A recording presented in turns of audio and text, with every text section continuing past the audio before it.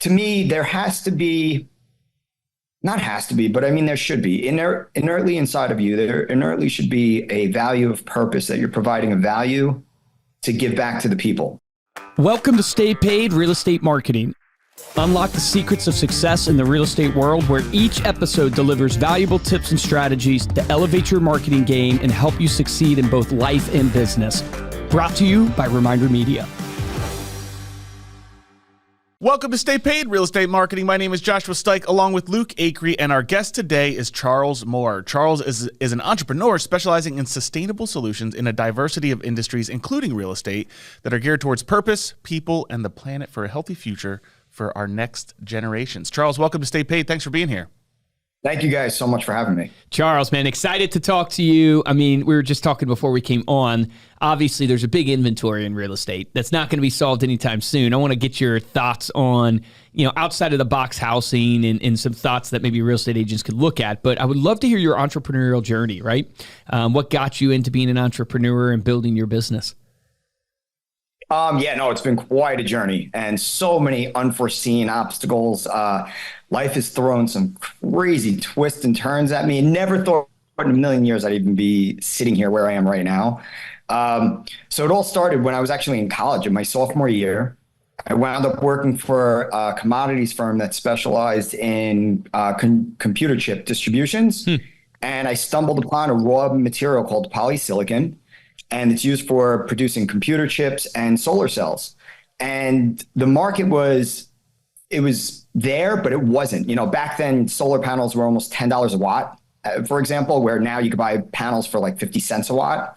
Oh, wow. And I stumbled into the scrap silicon market and thought, can we repurpose the scrap material? Because all of this is getting put into landfills. And long to short of it is I became a global leader in the byproduct and scrap materials, supplying the byproducts, even having to come up with terminology, even coming up with packaging and the logistics. And so you created a market, basically. You created this. Wow. I was a big part of creating the scrap polysilicon industry. And I was in my 20s. So all of a sudden, you got a kid who grew up very modestly in Long Island, going to college here, going to school to become a teacher, actually. I still love educating. And, I'm in my 20s and all of a sudden I'm traveling all over the place, working with companies all over the world. And it really felt like the movie Wolf of Wall Street because of how fast things were moving, like my life and everything and the whole yacht life and all of that. And as I started moving forward, I started seeing by about 2010, 11 were peak years, but I saw that it was a diminishing market. And what I mean by that is my role as a broker was going to diminish because of what I was doing. I was helping companies to vertically integrate, because by the time the material went from my hands into the finished product, and what we did is we helped supply materials that they could blend the prime material to help bring the solar prices down. And companies started vertically integrating. So when I first got into the industry, it took 5 points of contact from my material to the finished product being shipped to 5 different places around the world. It was crazy. So taking the scrap material, most of the time bringing that scrap material to companies that produce the ingots, then taking the ingots and moving it to another country that produces the wafers, then taking the wafers, moving it to the solar cells, and then taking the solar cells and moving it to the solar panels. And I was involved with all it was great. I mean, at the time it was like the Wild West, but when I was there, I started looking at, helping these companies to vertically integrate. So there's less logistics. There's a significant reduction of the profit margins put in place by the middle companies to help bring a real consumer viable product to the marketplace, because energy is a big deal, regardless of what people, how people think and everything. I don't personally think the technology of the solar panels now are still where they should be. Back then it took more energy to produce a solar panel than that solar panel would ever put in return for its lifetime of production crazy, of energy. Man. That's crazy. Yeah, and even still so, there's a lot of energy. I mean, you're dealing with some nasty stuff, silane gas. And then also, it doesn't like decompose, right? Not to get off on a solar train, but it like doesn't decompose. So it's kind of funny. It's No, ironic. there's some nasty stuff in solar cells. That Well, you I'm don't want curious them in landfill. on the business side, right? Of like building something like that. You have so many issues of like you have to sell by education. You're finding that pain point. You're creating the market. You said you're creating the packaging. When you look at like the journey, right, from a business perspective, looking back now, and maybe you translated this to your new company and what you're doing today and everything like that. But like, Yes. what were the big principles and lessons that you would share with other entrepreneurs that, hey, you know, if you're getting into entrepreneurship or if you're in the entrepreneurship fight, these are some core things that I learned through the school of hard knocks, as they say. Purpose, passion, and genuinity. You know, you need to live life being passionate every day, where you wake up and you feel gratification for what you're doing. And it really means a lot to have a purpose, to feel your own personal drive. And the passion of it. You have to be passionate about it because that's deep within you. This is your core. And just really being, just really having that drive to go out there. And you have to be genuine about it. You know, you have to live by it. You know, there's so much fluff out there. I mean, in these digital days, you know, you have all these false coaches out there, and everyone's trying to scam you. You got this, you can get this, you can live like me, you know, just becoming another coach. And just, you know, to me, there should be inertly inside of you. There inertly should be a value of purpose, that you're providing a value to give back to the people, a true value. And regardless of what industry that is, and regardless of what niche that is, you know, it's important to come down to the core, not look outside around you and try to be the Joneses mentality, but really become who you are and bring that and make your name. Because at the end of the day, that's all you have. I mean, I named my company by my last name, Mohr. And the reason I did that is my handshake is my bond. The only thing we have in life truly is our name. And that's the one thing I'll never tarnish. So that's the one kicker I would say to anyone who wants to become an entrepreneur. Yeah. So good. So talk about, how did you get from polysilicone into housing? Well, I always, you know, that market really, it educated me culturally, seeing global cultures and the global economies and how everyone was moving. And I saw that Western culture really has a major prevalence on that, you know, the whole methodology of the American dream. It really instills, whether countries want to admit it or not, you know, everyone's aspiring to have that American dream lifestyle. Yep. And I saw, though, that it was moving very much towards the throwaway society of the American dream. You know, everything big, everything, you know, back to the Joneses mentality. And it's like, if you want to live like that, it's cool. It's on you, you know, and I'm not saying anything bad about it, but it just becomes to a point of being unsustainable. I mean, even in my prime, I was looking at my own personal burn rate, and I'm like, why am I living like this? This is insane. So what brought me here was, and here's that twist that got thrown at me. I guess this was God's way of humbling my ass real quick, was I lived right on the water in Long Island. I had my yacht, I had all of my boats, and Hurricane Irene comes in, wipes me out, destroys my house. Boats lasted. Okay. I tied down very good, but they floated. The house got destroyed at the time. I had one child, and that was emotionally devastating more than financially. You know, I was in a good financial position to just kind of eat it. My family and I moved on the yacht for a little while. We rented a house in the meantime, and living on the yacht really made me realize, you know, you could have luxurious living in a minimalist physical space. You know, I mean, we were traveling all over the place living on the yacht. I mean, we stayed down in North Carolina for a bit, down in Morehead City, visiting my brother-in-law at his Coast Guard station, and going kayaking and seeing dolphins, and just seeing like, wow, this is really experiential living. So then I fixed everything back up, and lost a lot of inventory. Again, the market is diminishing because of the vertical integration. So the price points of the material weren't where they were. And then moved back into the house. And then 2012, I guess God said again, you're not having this. And 3 weeks later, destroyed my house all over again after I fixed everything. You did, or what did? Like a storm, or Hurricane Sandy. Oh, Hurricane Sandy. Okay, I was like, what the? So that one was a big. God wanted you on a yacht, my man. He didn't want you in a house. No. No, exactly. So that was a major financial hit. That was a big one. We lost all of our inventory in our warehouse. At the time, I also created a clothing company in 2009 called Kush. I turned it into an acronym as well of keeping us sustainably healthy. So it was tied into the hemp industry, really geared towards the namesake and to target the younger demographic with the whole cannabis hemp industry. Yeah. But to show, again, the whole methodology of living with purpose, I bought a lake house. Now I'm homeless. I have 2 kids now. I can't even move my yacht. There's debris all over the place. The entire East Coast is destroyed. I can't even get fuel for the yacht. I can't move it. So I can't even run the generator to run the heat. This is like cold weather, end of October going into November. Chaos. It was like a war zone in our neighborhood. I bought a lake house in Pennsylvania, up in the Poconos. Oh, nice. Our neck of the woods. Well, technically far. Yeah. We're Philly, but Poconos not too far. Yeah.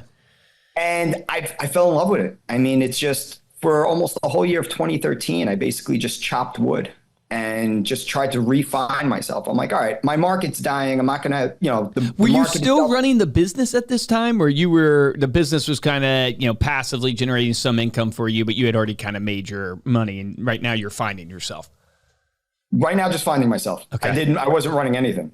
So you're like a wild man out in the woods chopping wood. I love it. With a big beard, my hair got all wild, and just and I started thinking, and I was like, wow, all right, what just happened to me happened to a lot of people, and how can I find the balance? Where's that balance? And just started chopping wood and just thinking. I have my son at the time was only 6 months old when we got hit with that second storm.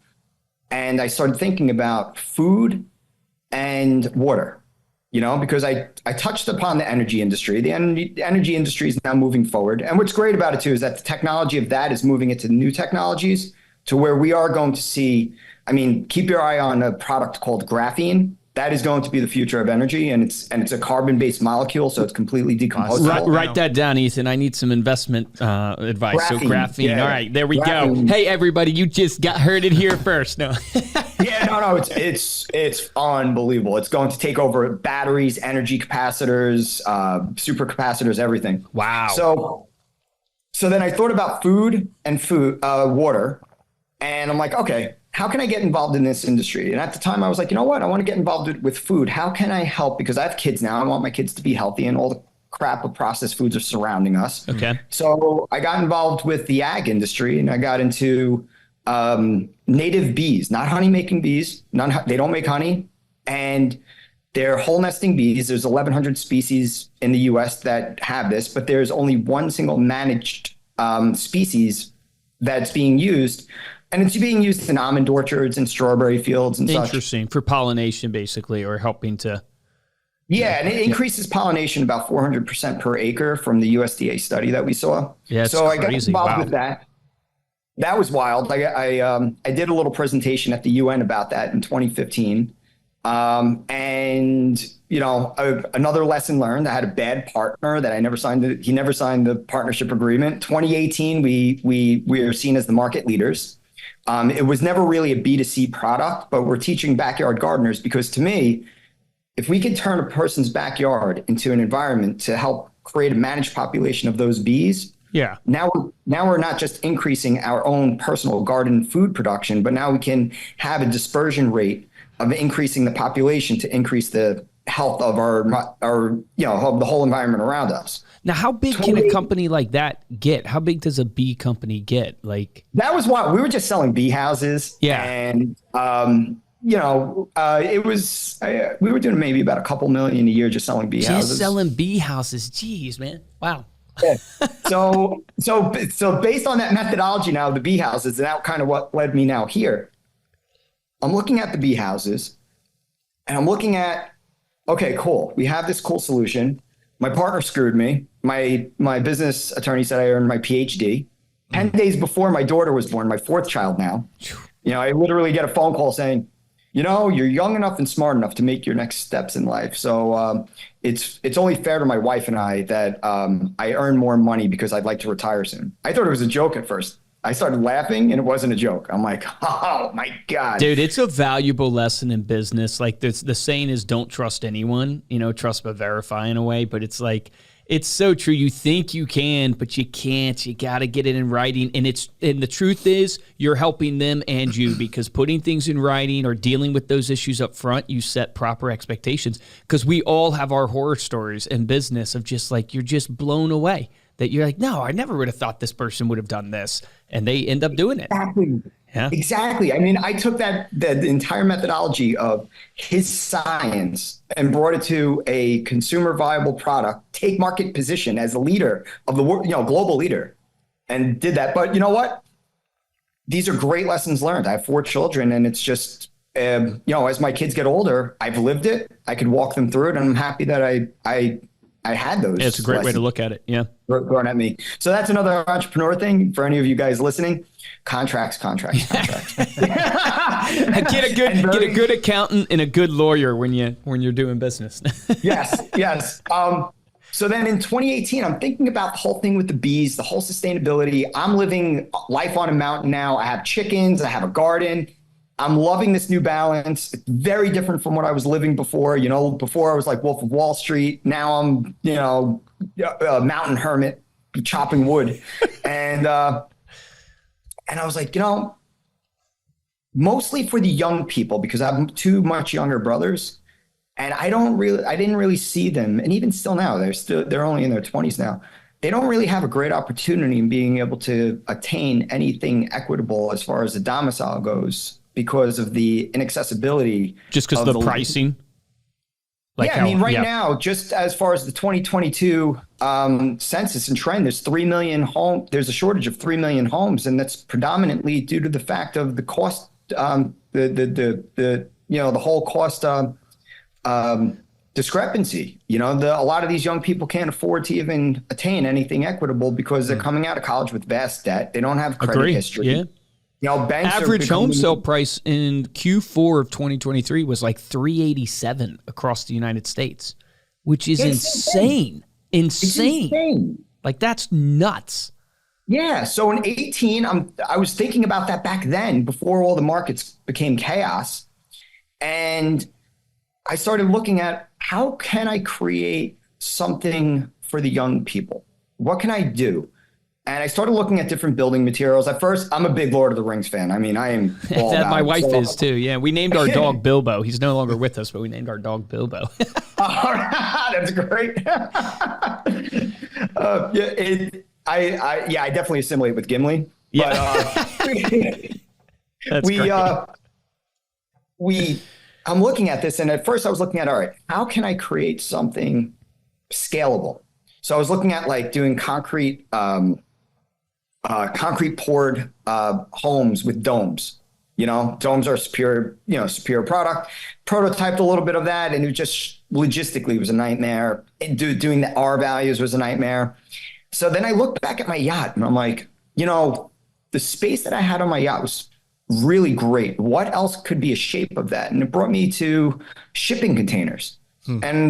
And I've dealt with a lot of shipping containers, doing all the logistics and realizing the engineering and structural parameters of it. I mean, you have these things built to carry 60,000 pound payloads, to be stacked 16 high on a ship, going through the most adverse weather conditions there is. Wow. I don't think there's anything else out there that's more structurally sound.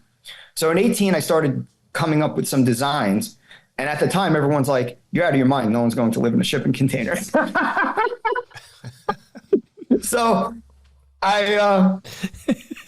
everyone, they're like, well, dude, at this point, man, you're this mountain man that has lived in the mountains chopping wood. You go to bees, and now you're just shipping containers. Your friends are probably like, what the heck is this guy? Yeah.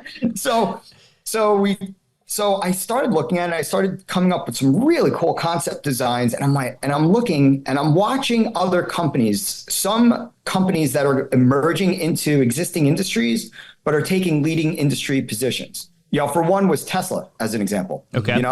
Regardless whether you like EVs or not, personally I don't, but regardless if you like the EVs or not, his market positioning and the way he did it was phenomenal. Unreal. It was all about providing the highest level of convenience to the end user.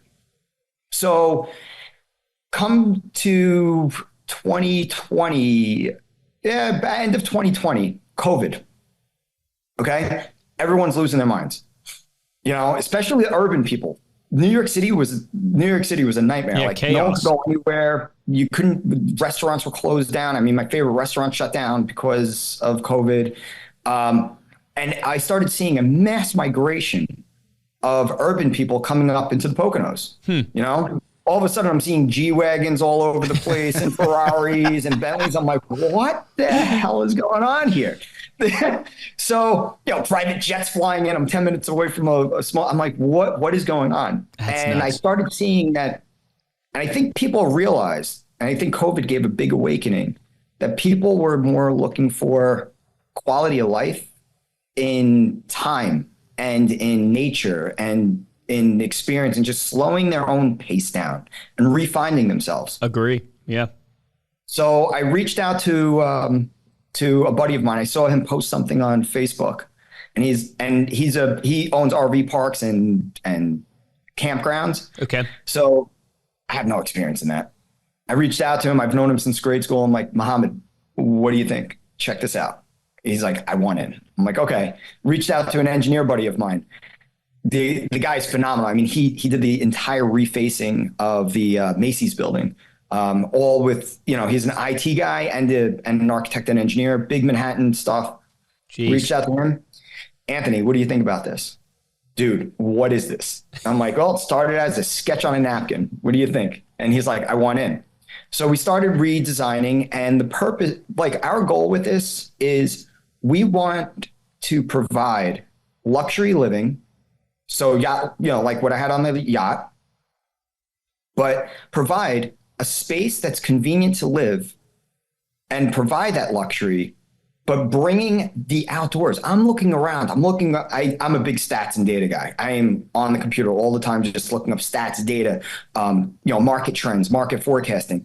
The tiny home market right now, for instance, is a $17 billion market. It's projected to be over $30 billion by 2030. Holy And cow, the two man. main groups that I see are the two largest population groups in this country that want what we have.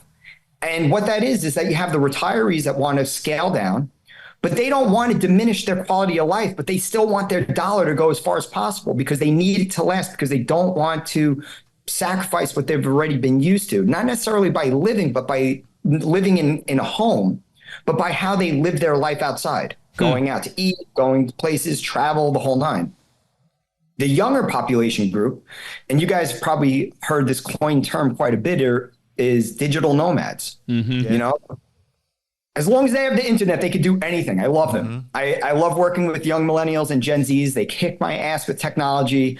I don't need to learn it. They know it. And I bridge the gap between them and the retirees, because the retirees don't really understand the Gen Zs, and Gen Zs don't really understand why the retirees think this way. I'm a Zennial, that millennial Gen X screwed up, never learned computers properly. I'm a Zennial. My computer experience was, what was the name of that game back in the day? Where you had to cross Oregon the Trail. country. Oregon Trail, You never beat yes. the game. Yep. Never. Always died of dysentery.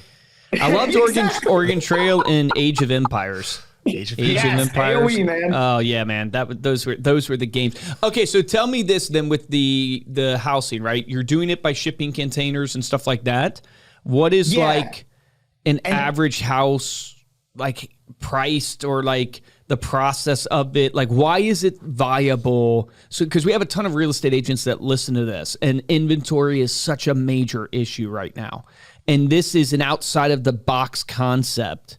Like, how does the process work? What's the average price? How does that go about? Do they use you as a company to build it? Like, what is that process? Yeah, so we actually have a few different solutions for the end users. And again, going back to the convenience value to the end users in the market, regardless of who the end user is, if they're a landowner, a developer, or even just wanting their own domicile on their own piece of property, it's how would I say? With the end user particularly, let's just say if parents have a college-aged child, okay, and they're sitting on an acre plus property and they kind of want the kid out of the house, but they also want a cool investment deal, they could buy it as an ADU, as long as the municipality accepts ADUs, put it on their property. And when their child leaves, they could either leave it there and rent it out, or if their child finds a spot that they're like, cool, I found this cool piece of land, I bought this quarter acre, they could pick it up, we put it on a chassis, we move it and drop it down. Wow. So Adapt like is the name of the company. So it's Adapt Container Homes. And it's Adapt is an acronym as well. I'm big on acronyms, but it's an acronym of Apartment Dockage Advanced Portable Tenements. So That's wild. that took a long time to figure out. I'm looking at the wine picture behind you, and I'm like, he's drinking all this wine. It's like, here's what we call it. Apartment dockage. Pretty much. That's amazing. And the reason why people should care about, so here's the thing, dealing with a lot of municipalities, so many municipalities are against tiny homes. There's a lot of restrictions on. What is that? Because they think of them as ugly, or they think of them as like not viable for the normal population? No, they think of it as. Here's the thing: it's a bad stigma on trailer parks, and they're thinking of it as going to become a trailer park. Gotcha. And the whole methodology to this is that we have to retransform trailer parks have a really bad stigma. I mean, it's when you say trailer parks, it's almost degrading, and it shouldn't be that way. Everyone has to have a roof over their head, and for us, it's using high grade structural materials. I mean, our units these things are built like fortresses. They are. I mean, as far as longevity goes, they'll outlast any stick frame home being built today. I mean, that's the reason why I didn't even look at using the present lumber in the marketplace, because even when I'm seeing some homes being built, the homes in the early 2000s that were built, I'm already seeing structural issues on. Yeah, I could see that. Well, what's the range of pricing? Am I paying $100,000 for this, $300,000 for this? Like, what's the range? I'm sure you can obviously deck it out, of course, but like an average just range that you see for people with it. Yeah, so we have three models. We're really premiering what we call our Black Series model, which starts at $150,000. Okay, that's not bad. And then we have models ranging from basically it's a $90,000 to $150,000. Our Black Series model, we really pride ourselves on. That's more like the luxury living inside that small container, basically. Yeah, I mean, everything about it is gorgeous. I mean, we do full ceiling to floor glass windows, seamless on the floor and ceilings. I bet you, man, like I do Airbnbs on the side and rentals. It'd be interesting to go and buy plots of land in really cool places like lakes and stuff like that and just put these in there. Do you have people doing that? What you're talking about is our prime model. Yeah, so the goal, that makes so much sense to me. Yeah, all right, so you guys are familiar with Margaritaville, like the whole resort style living. Yep. Okay. That is the prime methodology, is building the communities. So if an end user wants to buy one office, cool, put it wherever you want, as an ADU on your own property. But it's the development piece, and that's where we're really targeting, is talking to developers, talking to landowners, partnering up with the landowners, and showing that when we build these communities, it's one big thing about it is all the food that all the landscaping is all food landscaping. It's all food growing plants. Really? And the planogram that we have is every 4 units, you have a hangout space. So you have your patio, you have a fire pit, you have an outdoor grill, you have an outdoor sink, and the psychological methodology to this is to bring communities together. What I'm forecasting, especially with the younger demographic, is when you get these digital nomads all living together, think about the entrepreneurial incubator this becomes. And then when you're mixing them in with the retirees, the people that have experience, you're creating education and wisdom with today's tools. And it's almost like a reverse engineering of society to really bring the whole community-esque back. So on the property, it's the restaurant. On the property is the fitness center, the shared workspace. If someone wants to podcast, we have, having the So you're actually rooms. developing communities. Is it a play on multifamily in a way, or like a more luxurious or better version of a trailer park where you are the property manager managing the park and working with the developers there? Or are these people actually buying the homes from you? Both. Again, a matter of convenience. We wanted to make sure that we could meet and tailor to the end vision of as many as we can within the parameters of our box of what we're doing. Not divert too much off of custom variations. So we have franchise models. So if a developer wants to have full ownership and full operation of it, cool. It's just branded as an adapt product. If he wants to be a developer on his own and just have his own community and just have our product, but not have an association with Adapt, they can do that. They become either a dealer of ours and resell the products themselves, or we sell the products on our own plots of land and team up with other landowners. Dang. Okay. So how many of these communities have you guys done so far since 2020? Well, we actually have our first one down in Florida. Right outside of Orlando. It's a perfect place. Perfect. It's beautiful. Yep. It's set up as a model site. So we bring everyone there. And what I love about it, it's the landscaping is all there. We have cows, we have bees, we have chickens running around, turkeys. It's beautiful. It's just dude, I gotta see a picture of this. What's the website? What's the website called? AdaptContainerHomes.com. AdaptContainerHomes.com. It's so interesting hearing you speak. Obviously, just insanely successful, man. And the way you process and think about life is just different, right? And that's what makes you so good.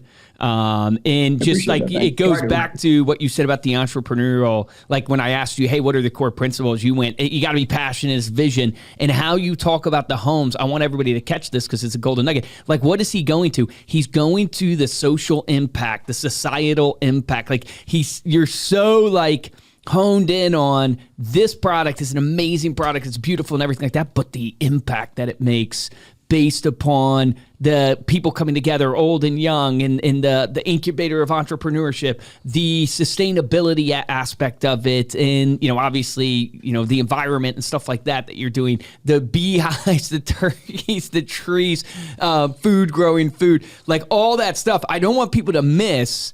Like that is a key trait of an entrepreneur because you're just so vision minded.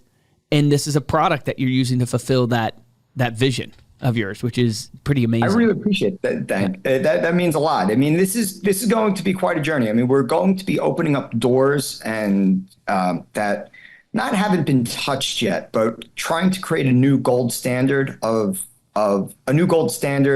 a new term of living. It's utilizing your domicile truly as just that, as your place to rest your head, to place to eat, and place to be quiet.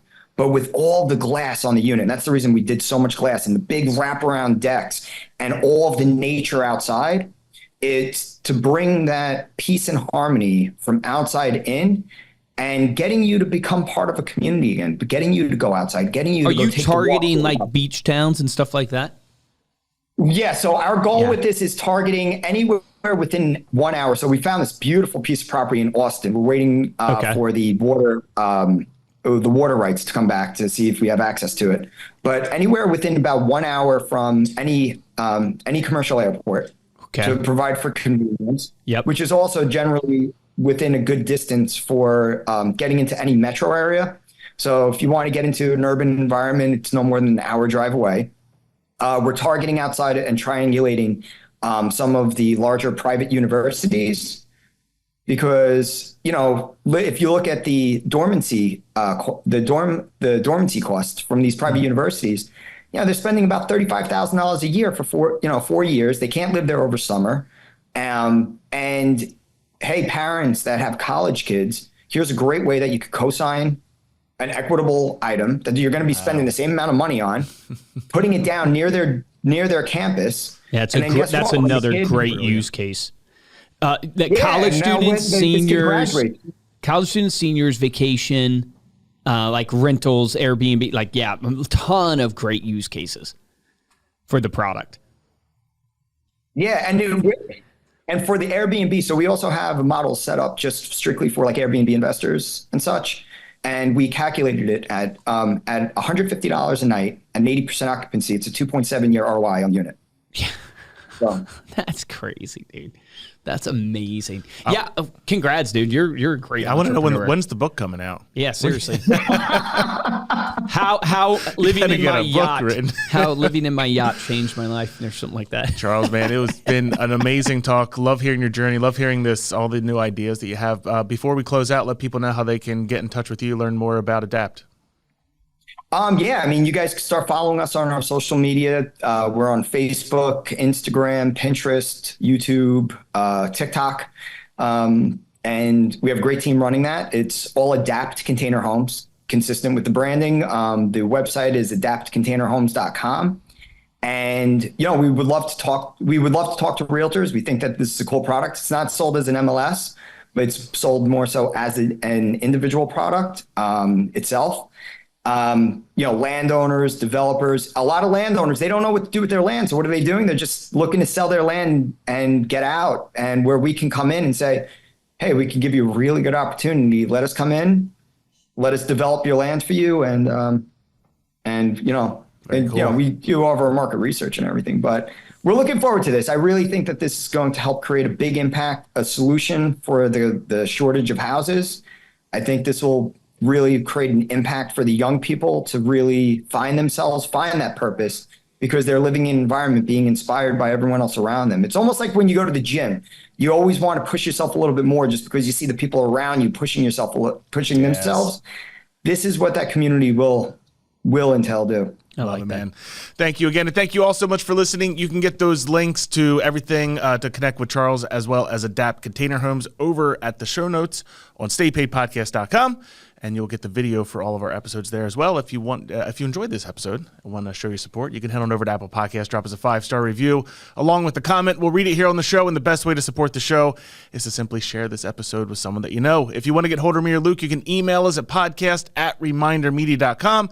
And of course, you can follow us on social media as well. We are at Stay Paid Podcast. For this episode of Stay Paid, I'm Joshua Stike. Guys, I'm Luke Acree. Charles, thank you so much, man. I'm going to look into your product because I see so many use cases, especially from the Airbnb investor side, that type of side too. I see so many use cases. My action item for everybody listening to this, right? You're listening to an entrepreneur tell about their journey and just their thought process and why they do what they do. And I want to take it back to the fundamentals of what you heard from the show, which is, in your business, if you want to be a successful entrepreneur, two things really have to happen. One, you got to be willing to think outside the box and do things that might seem to others counterintuitive, right? If you look at all the great people in the world that have ever changed the world, ever done something really unique, ever really stood out, they stood alone for a period of time. So one, that is one thing to be successful. But the second, which goes back to what Charles said, which is really what I want you to focus on for your action item, is, hey, you got to have vision, passion, and you got to be genuine about it. Right? If you remember that advice that he gave you. So my challenge to you today is, one, what is your vision? What's your purpose there that you have? What is the passion and reason why you have that? And then being genuine and living that out every single day, because your vibe attracts your tribe. And if you constantly are trying to keep up with the Joneses, you'll never have a successful life, and you probably won't have a successful business. Remember, the difference between top producers and mediocre producers in every industry is top producers take action. Take action on that today.